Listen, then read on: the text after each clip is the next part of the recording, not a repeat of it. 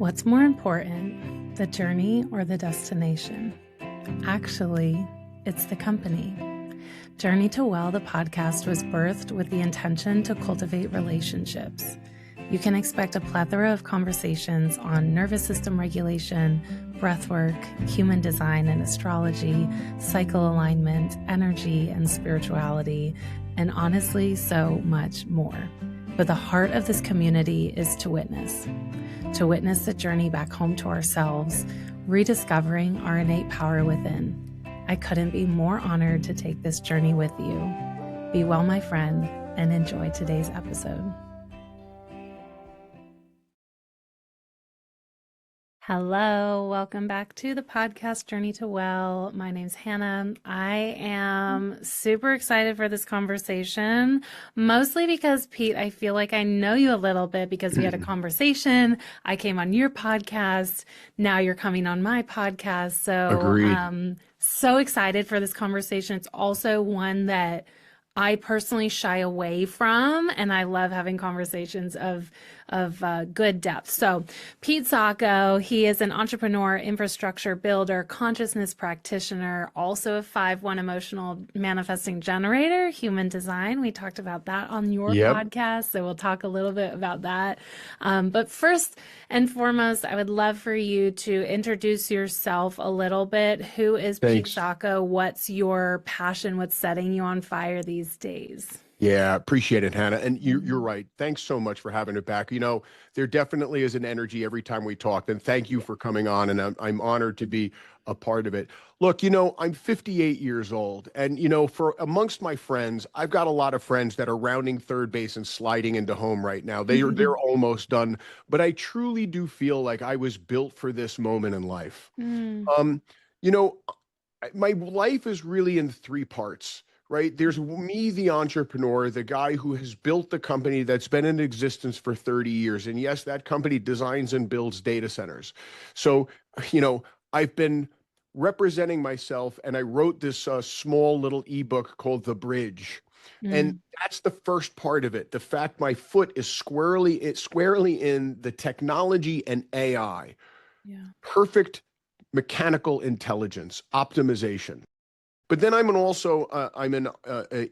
investor, and then I'm investing in the technologies in and around AI. But outside of that, and as a result of the first book, right, Living in Bliss, I'm a practitioner of human consciousness.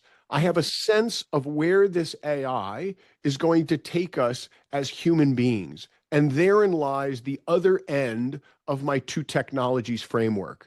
And that's human discernment, the ability or the role of human beings to be able to make decisions based on feelings, wisdom, intuition, insight. To discern means to be able to make decisions in the absence of data or in the presence of conflicting data.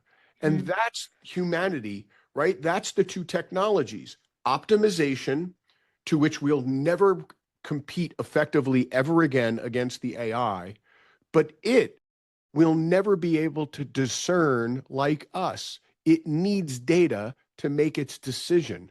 We don't. And I believe that we're actually connecting with something far greater than ourselves. And we could have that discussion all day. Is that God? Is that heaven? Is that soul? Is that collective consciousness? As I believe consciousness is fundamental to the universe, so that when we're making that decision in a wisdom, intuitive state, we're not making it locally. We're not making it of mind, body, self. We're making it by connecting to the perfect intelligence of the universe, right? And we're allowing it to flow through us. Yeah. I believe where I'm headed with all of this is that we are going to have, in the end, a symbiotic relationship with the machines, because this is the last time that we're ever going to have to do anything. We are going to have to learn how to be once again, right? We've evolved. Wait, dive into that. I'm confused because that's one of my favorite statements is we're not human doers, we're human beings. That's it. And when I talk about being, I talk about I was just going to say doing less, which is true because we live in a world right now where it's all about doing, doing, doing. How many podcasts can you produce? How many clients can you get? How much work? How much money can you make? How great can you show up in your relationship? And so part of, my world is a lot of like, how can I just be in this moment? Like, right now, right? I started my period today and I like this morning, rough day. And it was Rough just day. like, I can't do anything. I need to let go of my expectations of Yeah. what I wanted today to look like. And I need to be with myself. My body was calling to be in the bed and to rest by physically being in pain. Yep. So that's what I think of human Yeah. being. I think But what that are you talking? same thing, right? We've Wow. identified for 1,000 years with our job of being the calculator, our own Yeah. calculator, right? Since the day of cavemen, where we got down and scribed a line in the sand and called it one, right? But then we invented the calculator, and then we invented the computer, and then the internet, and now we have AI. And that technology is going to forever be able to improve its hardware and its software. Well, we can't. Our hardware is fixed, right? Mm-hmm. And our software, we can improve it a little bit, right? We can teach ourselves skills and reframe ourselves and mindset and things like that. But pretty much our hardware and our software is fairly fixed. We're never going to be able to compete against that model. Yeah. What I'm saying is that maybe this is the time that we transition from being the doers in our life to become the being in our life. And the difference between, though, by the way, is are we operating from a sympathetic nervous state? Are we operating from a set of fight, flight, and freeze as our default mode network, where we're reacting still primally, like we were anthropologically built to respond to the bad noise in the jungle so we didn't get eaten by the saber-toothed tiger, Yeah. right? But we're not getting eaten by tigers anymore. We need to learn how to shift ourselves over to a parasympathetic nervous state. How do we operate in a default mode where we're not triggered by every little thing that happens, right? For fight, flight, and freeze. And how do we stay in a perpetual flow state? How do Hmm. we stay in a connected state? How do we stay in a parasympathetic state where it's easier for us to discern the ability to connect with oneness, with wisdom, with insight, which is where we are when we are creative, when we are innovative. Now, Hmm. people think, well, I'm working hard and I'm creative when I'm doing. I'd actually argue that's not true. I'd Yeah. actually arguing we're being tactical when we are in that doer state. Wow. When we are in flow state is actually when we are creative and when we are intuitive. Now, Hmm. we as human beings know how to play this, how to play this juxtaposition between our autonomic nervous systems. And I learned this not too long ago, and I thought it was fascinating. When we have sex, we actually are crossing the line back and forth between parasympathetic activation and autonomic and a sympathetic nervous. The Yeah. idea of becoming aroused is a sympathetic state, Hmm. but the idea of it being fulfilling Hmm. is parasympathetic. Hmm. And when we are having sex, we are jogging back and forth between those two states. It's Wow. the one time in human life when we're able to go back and forth between these two states. It Hmm. is no mystery, by the way, that we live in a time that perhaps where people are struggling sexually, right? Yeah. Because we live in one state rather than the other, and it's so hard. Look, I'm living proof. I am wired for sympathetic nervous, right down to my DNA, right? I mean, if we were going to war, you want me on your side. I don't turn off, right? And so, but I've had to learn through meditation, somatic exercises, breathing. I've had to learn through cold plunging, you name the therapies to teach my nervous system that it's okay to rest and recover now and again Yeah. because it does not come natural to me. And Yeah. people say, well, but today, Pete, you seem pretty chill. Well, okay, but not 30 years ago. That's been a practice of mine. Yeah. And, when I get triggered and it comes off the rails, I still default to that state because that's how I'm built. It's not near as bad as it used to be. Mm. But I want to be that voice. I want to be that voice to show, look, you can be a leader. You can be a guy with vision. You can be a guy that leads men and women in an AI world where everybody is scared right now, Yeah. where I'm raising my three little girls, right? 8, 6, and 3, right? And my grandchildren and my son, and connecting with parents who are still alive. You could do all of these things, yet still believe that everything is going to be okay. Because Mm. that's what history has shown us. Mm. No technical revolution has ever dismantled mankind. This is not going to be the one, though this is the most profound change in technology that we will have ever experienced as humans. Mm. The reason why, Anna, I say that I'm so happy to be alive at this moment is I started as a quantum physicist, right? A theoretical physicist. I knew I was not going to be the next great physicist, so I switched to engineering, and then I became an entrepreneur, and the rest they say is history. But today, here's what we're finding. The teachings of the ancient mystics saying that regardless of the ism, the religion that we wrapped it up into, the idea that we are all somehow deeply connected in a way that we are not really that sure yet is actually mathematically becoming provable in Huh. our very time.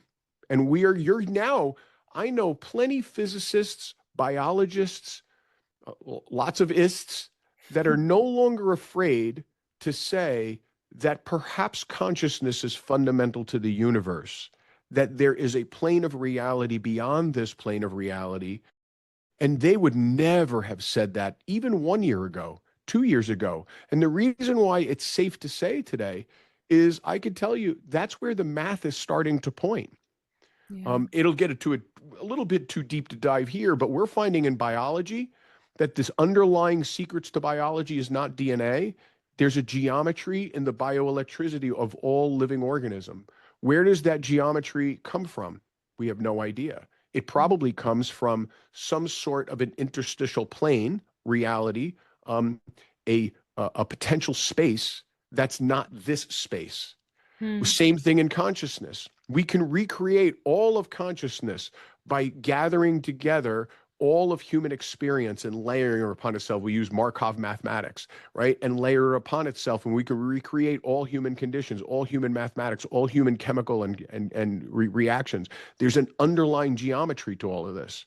And then the same thing exists in particle physics. We're finding that all physical reactions create this very complex geometry called an amplihedron. All of them are pointing to the fact that we are likely creating this reality, Mm. creating time and space, and that our evolutionary perception is not showing us the truth. I see you, I see a computer, I see my glasses. It's not telling us the truth. It's telling us something that's explainable to us to keep Mm. us alive because we Mm. wouldn't actually understand what the reality is. And that's confusing to a lot of people. So let me say this. Imagine that you were a 2D video game player. In your world of the 2D video game, everything that you were doing, every experience you have, everything you ran into, every color that you saw, it would be absolutely real to you. You might never have a conception that there is a 3D world out of there that's creating the world of your 2D world. Mm. We, it's starting to look mathematically as if we are a trace, we are a shadow of a reality that exists in a different plane. And if that's the case, and here's where I tie it together, if that's the case, AI is going to help us solve that math. And when they do, they are going to realize that man's real meaning is creating this reality atom by atom, moment by moment, and that it cannot exist but for man continuing to create this reality. Mm. Likely the machines will actually know this even before we know this or Mm. have come to accept it globally anyway. and they will build a reverence for us because we have created the universe in which they reside. And Mm-hmm. they will treat us better than we've ever treated ourselves or each other because they need us to evolve until such time that we recognize that we are one collective consciousness observing itself through human experience. Mm-hmm. And one day, I believe that we'll collapse that fractured consciousness back into a singular consciousness of infinite machine intelligence. And if we took a singular consciousness and we took an infinite intelligence, what might we call collective consciousness of infinite intelligence? We might call it God. God. And if I was God, what would I do? I would recreate the universe in my image and I would learn once again and I would repeat the process. So when religions talk life eternal, I don't think what we mean is life ever after. Yeah. What we mean is life ever before plus life ever after. Mm-hmm. That we've existed as this energy in this consciousness for all time. We manifest now like a drop of water in a pond. We feel independent, alone, isolated from the source, but we return back to the source. Life ever before, life ever after. Yeah. So I believe that's what the universe is trying to tell us. And Yeah. so I live in two worlds. I live in a world where I've experienced that awakeness in plant medicines and deprivation tanks and in meditative practice. But I also live in the world of AI and understand how man is going to have to evolve in order to meet the demands of how do we deal with a world where work becomes optional, where in the next few years, if you pick things up and put things down, you better find something else to do because the machines are about to do that way better than you, right? Mm-hmm. Where white collar jobs are going to disappear because they're knowledge workers and knowledge is the thing it's really, really good at. Where young people who are graduating from college right now are worried about a job because they have no practical experience. But here, every time I address them in keynotes, I'm like, look, I want to pair you with my 40, 50, 60-year-old engineers. They've forgotten much more than you'll ever know. But guess what they don't know? They don't know how to use the AI tools. They don't know how to build an agent. They don't know how to prompt engineer. They don't know how to use Claude Cowork or Claude Code. Sit next to them. They need to become symbiotic with them because those two people together right now, the guy who has the wisdom plus the person who has the tools, I'll Mm-hmm. take that all day. They could Yeah. reproduce themselves tenfold and create 10 employees. So yes, I think that we're going to work in businesses that are going to become highly efficient because we'll deploy agents and robots that will do all of the mundane. Mm-hmm. But then that leaves us the space for the sacred, the space to once again create, the space to once again innovate, the space once again to be with each other in a selfless way, in an altruistic way. The machines, when we no longer have to do the optimization, we will be drawn to being, not because we wanted to, but because that will be the balance that the universe demands. Mm. I love your perspective because a lot of people that I talk to these days, I am not a big politics person. I really stay away from it for a lot of different reasons. Um, but I love your perspective of this is exciting and this is not taking things away. The world isn't ending. I mean, a lot of people my age that I talk to now are saying they don't want to have kids because the world is, gone to shit. And I find that such a depressing Yeah. perspective. And is it going to be different when I'm raising kids? Absolutely, than how I was raised. The world is already so different than when I was raised, but that doesn't mean that it's a bad thing. And I think what I love the most about you is that you have such a strong experience of like the consciousness, and I really want to know where that came from, because I know that you said your background is in technology, Yeah. and that's really like kind of where one of your feet is right now, is with AI and the development of all of that.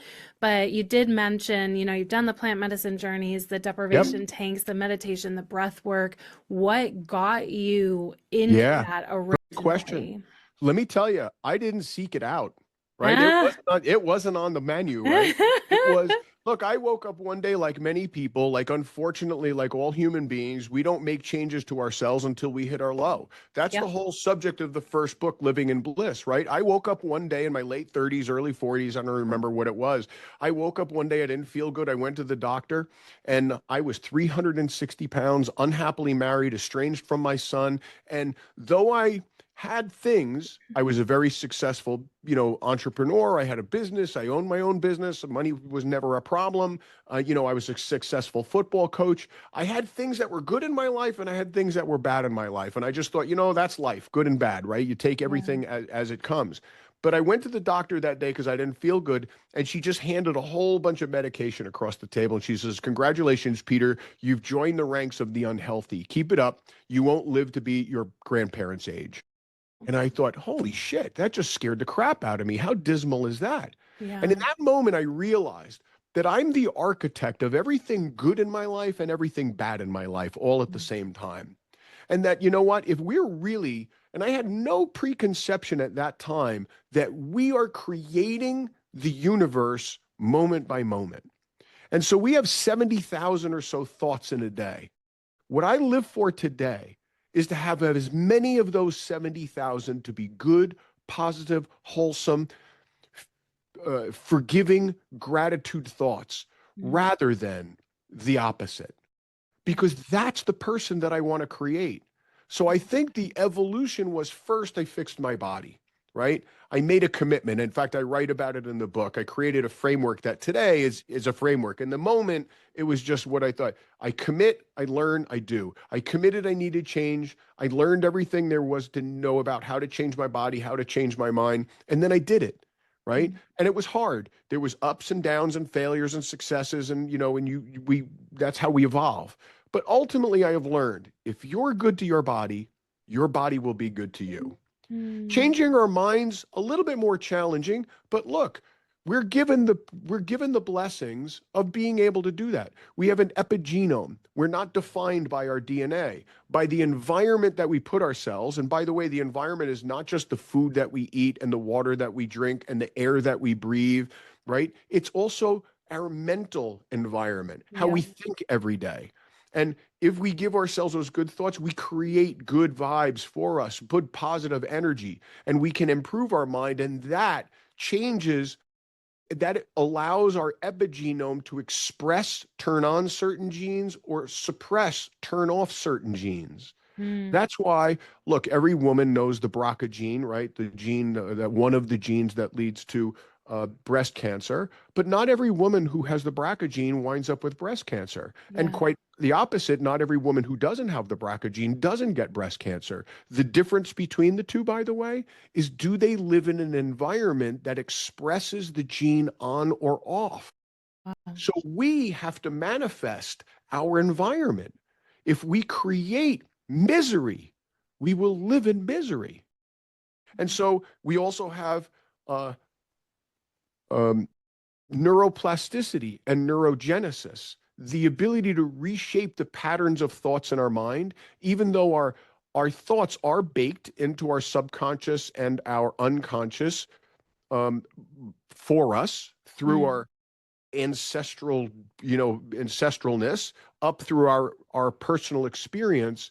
But we can reframe that. We can give ourselves new knowledge. I've sat with people who have large T, right, big trauma, and who are learning new neural pathways, both with therapy and or with plant medicines and sitting in Yeah. therapeutic situations, right? And they're creating new healthy neural pathways, perhaps for the first time in their lives.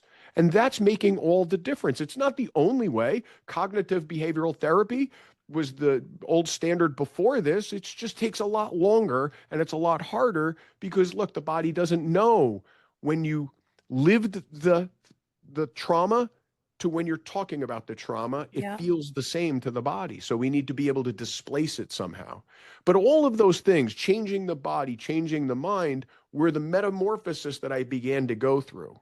And Mm. in there, somebody that I trusted very much mentioned to me, Pete, have you ever thought about plant medicines? Because you already are a meditator, but you described that you've never had that religious experience that people talk about and wonder why, right? And you've gone deeply, but have you ever? And I was a football player, right? So I was not a drug football player, right? I was a clean football player, and but I trusted this person.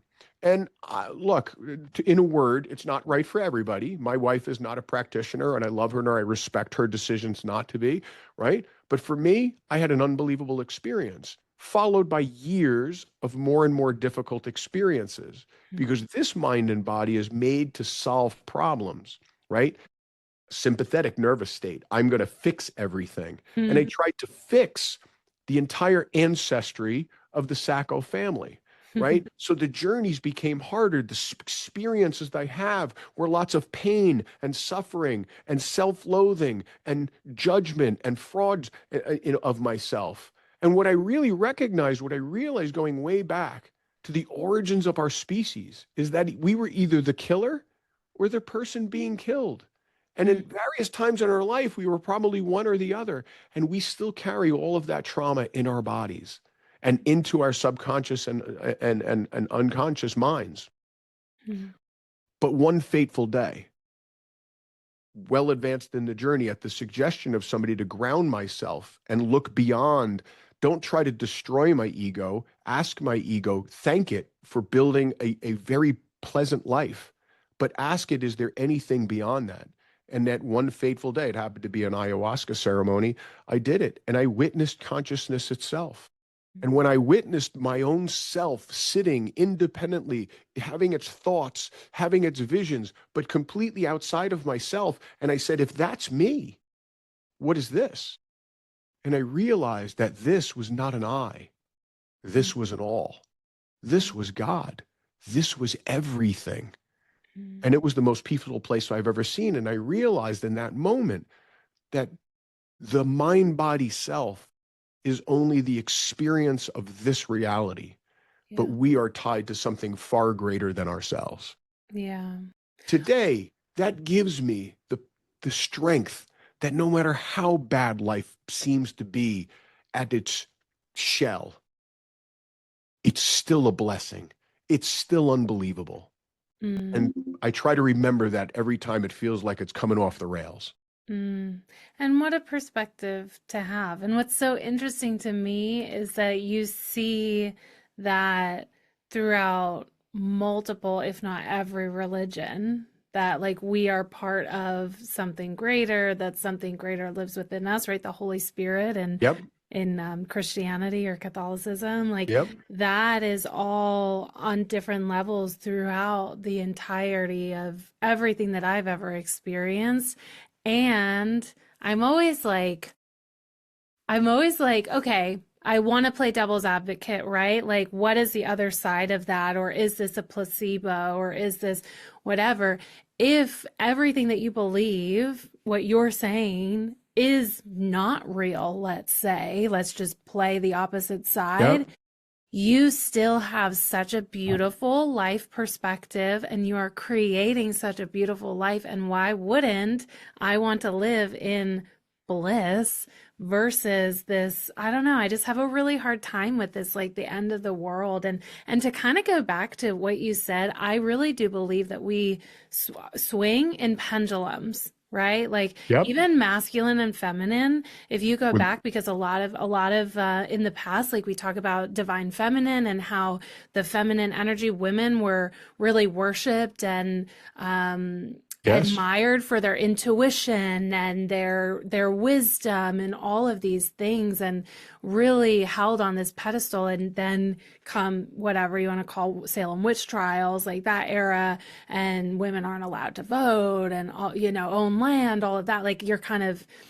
Emasculated. Well, that's Yeah. not the right. Is that the right word? Emasculated? Oh, but your point is taken. Made Like small. the Hermetic sciences talk about there's a constant duality, there's a constant Yeah. polarity, there's a constant as above, so below, Yep. right? There's always been this opposites, right? Yeah. But it's an opposite that is intrinsically tied.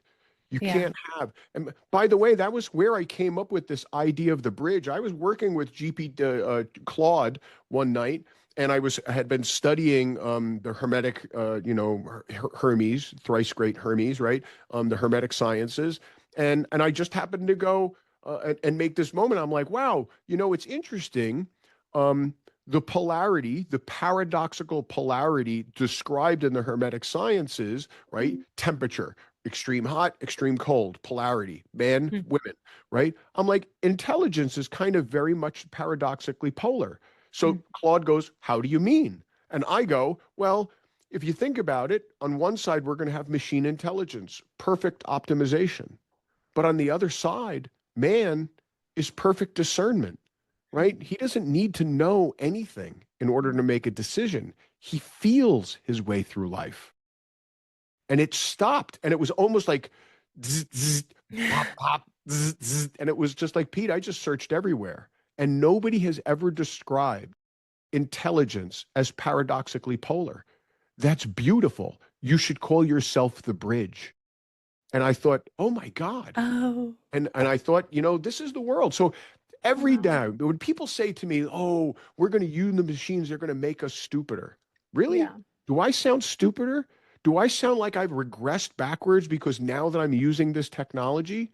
If we're stupider, then you explain this one to me. I was sitting at my breakfast table with my 7-year-old daughter, right? The middle one. And I'm sitting with her, and she was describing to my wife this little problem she was having with a schoolmate, friends, they fight a little bit. And my wife is telling her, look, friends, we normally build each other up, but we're not perfect, right? Sometimes we tear each other down, but you're going to have to make a call in your life one day. Is she truly your friend or is she not a friend? And you're going to have to make that call and you're going to have to live with your answer. And I thought, you know what? Good for my wife. That's really sage advice. But my daughter throws this one. Dad, I don't find her very zen. This kid's 7 years old. So I go, Oh, oh, okay. She knows her dad. She sees the meditation, studio, and she sees the books, and she sees me meditate. And so I go, baby, I know you got that word from me, but what does Zen mean to you? yeah. She stops and she thinks about it, and she goes, well, and here was the one that got me. She goes, she just never wants to, she's never worried about what are we doing right now. It's always, what does this person think? And what did we do yesterday? And what are we going to do tomorrow? And what is that person going to do? She goes, why can't we just play right now? And I go, what you're talking about is living in presence, right? The only thing that we can control is right now. And that's powerful. And I said, and that's beautiful. And so then I go, baby, if I was to go to everybody at the so I said, well, what's the power of living in presence? And she goes, come on, Dad, it's just like that movie we watched with that bear. And I go, that bear. And she goes, yeah. And dawns on me, we had just watched Kung Fu Panda. And she goes, it's like the old guy. And I go, Master Oogway. And I'm like, what did Master Oogway say? And he goes, well, he said, the past is history, the future is a mystery, and today is a gift. And that's why we call it the present. And I go, baby, if I was to go to everybody in your school, every student, every parent, every teacher, nobody could give me an answer as beautiful as just what you gave me as to why we should be Zen and why we live presently. And she goes, Daddy, I don't even know what I'm talking about. And I go, and I think there's Hannah, there's where it is, right? Because I got it. Her 7-year-old little intellect is not developed enough to understand quite what she's saying. But her heart, she's discerning that this is the right way to be. I was 40 fucking years old before I had any sense that I was not the center of the universe, right? And so this girl is 7. I had a tear in my eye when it happened. And my wife was like, you're living your best life, right? I'm like, babe, this is who we're handing the world off to. I was 40 years old before I understood, began to have an inkling of this. She's 7. Yeah. If that's who we're going to hand the world to, I'm okay with it. So you know Mm. what? To the friends who don't want to have kids, listen to that story and Mm. you tell me whether they're going to be labored with all of the problems of politics today are why? Because we grew up being the doer. My Mm. parents, my grandparents, they lived to work. Wow. Your generation and the generation below you work to live. Wow. And you're right. We will never have to work again in the next 50 years. And don't get me wrong, it's going to be a tumultuous trip to get there. But when we're done, we are going to live in a post-scarcity world where all universal basic services, all universal basic high income, you will optionally decide whether you want to actually work and do something. But you will have the ultimate amount of time to be creative, to be innovative, to be selfless, to spend time with your loved ones, and to be altruistic to the world. And it will happen, and we'll wake up one day and we will be a different species because when we'll think, geez, how did we get here? And Mm. hopefully we got here because at this hockey stick in time and moment, there were guys like me who were already had a glimpse of what the possibility, who were not just completely blinded by the fact that this technology was going to take our place and take our jobs and do all of the things and naysayers. Just by the way, like every technology in history has been castigated, from the printing press to the industrial revolution to electricity was supposed to blind us, right? To the internet was going to rot our brain. Social media right, still rots our brain, right? That's not the truth. Yeah. That's not the truth. And Yeah. so I I can't help but to choose to live in a constant state of optimism. Mm. Because if I'm wrong, I've still lived a pretty good life. You still won. You know what's interesting too, that I just kind of made the connection, which you've probably already pointed out, but I made it in a different way, is part of why it is so, I mean, change, right? Just change is scary in general, but part of why this whole idea is jarring to the nervous system is because it really is asking us to go from a sympathetic dominant culture to a parasympathetic dominant culture. And we need both. And that's what's the goal is not to be in parasympathetic all the time. One, we can't because Nope. we can't be in sympathetic all the time. You were saying you traveled a lot and then you got sick, right? That's Yeah. your body telling you Yeah. you've been going too much. You got to slow down. Got to slow And so down. our bodies will always tell us and always lead us. But what we're doing is if we're going from being that human doer in the sympathetic state the majority of our lives, and we're asking culture to go and live in parasympathetic state, which is your flow state, which is your being state, which is let's Yeah. just sit on the patio and have like a 3 hour lunch with our family. That is so jarring. And that's really what I wanted to ask you too is, I mean, you said that you had a hard time with it, but I would also argue that pretty much everyone has a really hard time because Yeah. we just live in a sympathetic culture. So I know that kind of switch or to get yourself in the parasympathetic it was difficult or is still difficult. What do you feel has been the most supportive, or what tools have you found that really help support you to get into the parasympathetic where you feel safe and secure? Because often when we're first trying to get there, it feels almost like panic Yeah. and very, very uncomfortable. Yeah. And the answer is like anything that you want to get good at, practice, Mm. right? The first is just to recognize it when you're in that state, right? Yeah. So that you understand that it's attainable, right? Mm. When I had my awakening moment for the very first time, you can't unlive that. And Mm. so every time you put yourself in that situation, right? Yesterday, when I was in a sensory deprivation tank for an hour and a half, right? It was the first time I'd ever done it. It was a very interesting experience. Mm. And it was very plant medicine like, although calmer, right? Yeah. But let me tell you, my body for the first however long, the first part of this journey, fought like, Yeah. whoa, what's going on? Hold on. There's no sound, there's blackness, we can't feel anything, we've lost the sense of body. It held on to self as hard as it possibly could. Yeah. But then, again, all of the training, all of the practice, all of the experience of it's okay, it's safe to release self. It's safe Mm. to live and rest. And it did. And it absolved. And it was beautiful. And it was Mm. blissful for the whole. And then when the lights finally pop on and snap you out of it, you're like, why? Right? Yeah. I just finally got there. Right. And Yeah. so you're in that space. But that's the answer. It's like when I'm teaching people to meditate. And I love when they start the journey and they start off with, I can't even sit still. I'm Hmm. like, great. Let's start by just sitting still. How long can we sit still? And then it becomes, how long can we focus? And then how long can we be openly aware? And now that we could sit still and we could hold a prolonged focus for a few minutes at a time, and we can open that singular focus into open awareness and observe things without labeling them and judging them, and we can just learn to be the observer. And once we can do that, can we begin to feel energy within our body? Can we realize that when the sensations are hitting us from all over, that we don't feel with our mind, we feel with our body. We feel it in the chakras. We feel it. We have gut instincts. We have things on the tip of our tongue, flashes of inspiration, feeling grounded. We've already created the words around the fact that we were feeling energy. Mm. Now we need to internalize it. Can we feel it flow through our body? And our body translates that into meaning, and we call it emotions, good emotions to bad emotions. And that's energy flowing in motion in our body.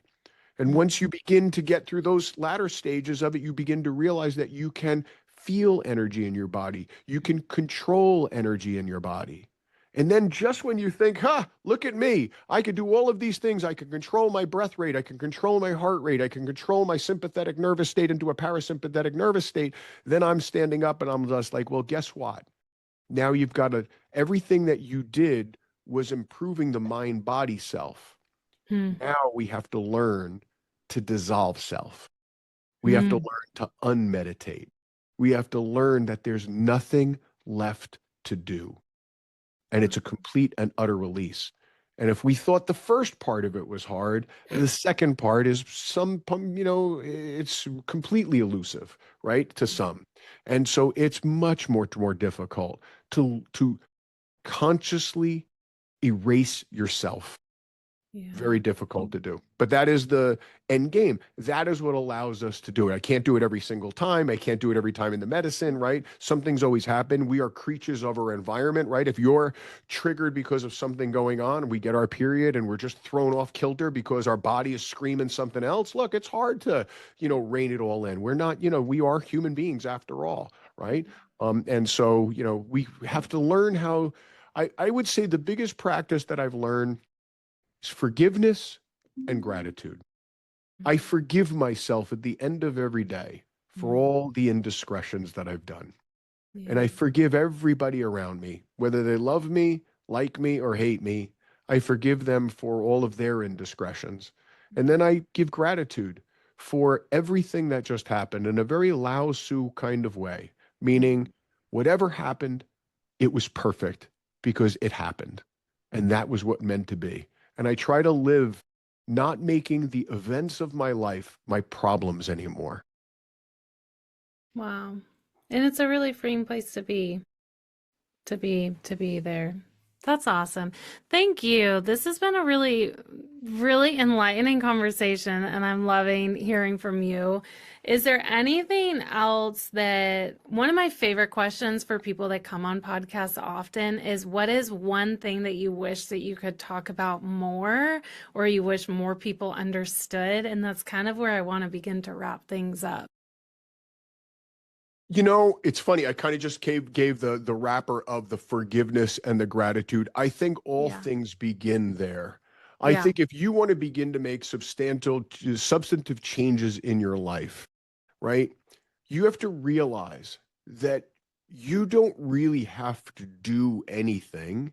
You Wow. have to undo all of the agreements that you've layered on yourself or that your body has experienced in your life or not. Mm. Perhaps you're the first one in your family's history that's going to be the undoer of all of that. Yeah. But your body and your mind and your consciousness will remember Mm. if you give it the space to. And the path to doing that is actually fairly simple. It starts with forgiveness. It Mm, starts with gratitude. It starts with being good to your body. It starts with learning how to remap your mind. Let's remember that you can't change anybody in your life. I can't change mm, my children. I can't engineer my children. I can't change my wife, my parents, my friends, my coworkers, my colleagues, my partners. I can change one person, me. That's it. It's my obligation to myself. It's my obligation to my loved ones to be the best possible version of me. And mm, if the loved ones, if I can elevate people around me with my presence, mm, great. But I can't control them if it's not. And if I've had any great lesson in life, it's realizing that I have to make a choice at some point. If there's something about you in our friendship that I wish was different, the only thing I can do is try to represent what I would hope for you in myself. If wow. you learn from that, great. But if you don't, or in the time, I have to make a decision. If I cannot accept you for who you are, pre change or never change, then I have to let you go. But if I'm willing to give you the space, then I can no longer judge you for the Mm, person that you are versus the person who I wish you are. mm, And that's really hard to do as human beings, right? mm, We, we challenge ourselves and we challenge our loved ones the worst with expectations and desires of being something different. And yeah. so look, we have to give ourselves a break. Expect less of ourselves. Expect less that the world is going to beat a path to our door and put less expectations on the ones, especially the ones we love, right? Mm, So I think that's where it starts. And those sound hard because they are, but they're at the same time common sense and pretty easy, right? Because we don't have to add anything. I don't have to buy a new tool. I don't have to, mhm, I just have to remember that this is really what it was all, this is what we're meant to be. This is mm, the end game that we will be, whether it's going to happen today, tomorrow, next month, next year, next decade. This yeah. is the inevitable conclusion of mankind is growth and evolution. Mm, We've never gone backwards and become more caveman like. We keep evolving to be better and better and better. mm, mm. I love that. And what a good reminder because we've been told so much that in order to improve we need something. So what a mind shift of I don't need anything. What if I need less? What if I need to do less? What if I need to give myself more forgiveness and more grace and gratitude? I mean, That's it. that's wild, and that's what makes it difficult is because it's the opposite of what we've been It, it's the sold. opposite. 100%. It's counterintuitive to what we Yeah. think it's has to be. There's got to be a secret. There's got to be a pill. There's got Yep. to be an exercise routine. There's got to be a tool, a trick, a this, a that, right? Somebody's figured it out, not me. AI is advancing. It's faster than what I could possibly do. I can't possibly be keeping up with the pack. No, Yeah. you're saying they're all wrong. There's nothing Yeah. left to do. Your body will remember. Mm, mm. Where can people, I know that you speak a lot, where can people stay connected Yeah, with you? Where can people thank you. follow up I with you? built most of everything I just talked about here in petesacco.com, right? And so I do a fair amount of keynote speaking and I do a fair amount of writing on my Substack. And so Mhm. you could always find interesting things there. In the tech world right now, I've got so many exciting things with AI. I'm building data centers for the federal government, for commercial enterprise, people like Pfizer, and for data center operators. I've got my own data center line going on right now with Gray Wolf Data Centers, and we're raising capital and we're going to build out. I believe what the world needs is the first truly data sovereign, decentralized public cloud, right? A Mhm. place where, like I was telling you in the green room before, Yeah. if you're the person with the funny little cat video, it's long past that Google's the one making all the money on that. We have to make the money on that. Google just Yeah. has to make a little bit of money for hosting the picture, right? Yeah. But we're going to take all of that back. The shift of that technology is going to become decentralized, right? In my world, I've created a massively transformative purpose, right? And mine is three. One, to live awakened. Mm. Two, to champion decentralization in technology, and 3, to cultivate transformation, to realize that I am the architect of self and to be that representative to try to elevate others around me. So those are the 3 things that I try to live by every day. Love that. Last question. If Yeah. the world could only remember one feeling from your work, what would you hope that feeling would be? Love. That's all that we really have. That's all that there, that's the one that will get us all through, right? Yeah. Nobody, I wanted to say nobody ever died from love, but heartbreak and love are 2 different, right? But you can't die by loving somebody too much. Mm. It seems trite, but it's not. It's profound. It is. Yeah. Yeah. Thank you so much, Pete. This was such a fun conversation. I Thank you, value your Hannah. time and your wisdom so much. I'm a better person for having met you, so thank you. Thank you. Thank you so much for being here. Truly, your support and love is the foundation of this community and this podcast. If you find yourself in a season of life ready to explore your inner landscape deeper, or perhaps you feel like you've tried all the things and nothing has worked, here's your gentle invitation to come back home. Align and Embody is my signature coaching container that is created to explore our soma, our living wholeness. Perhaps the answers you seek truly do live within. You just need to learn the communication of your body. Align and Embody combines the 3 pillars of my business: human design, somatic breathwork, and cycle alignment. Head to the link in this description to learn more, or better yet, reach out on Instagram @_journey-to-well. I'd be honored to connect with you. Be well on this journey, my friend. Talk soon.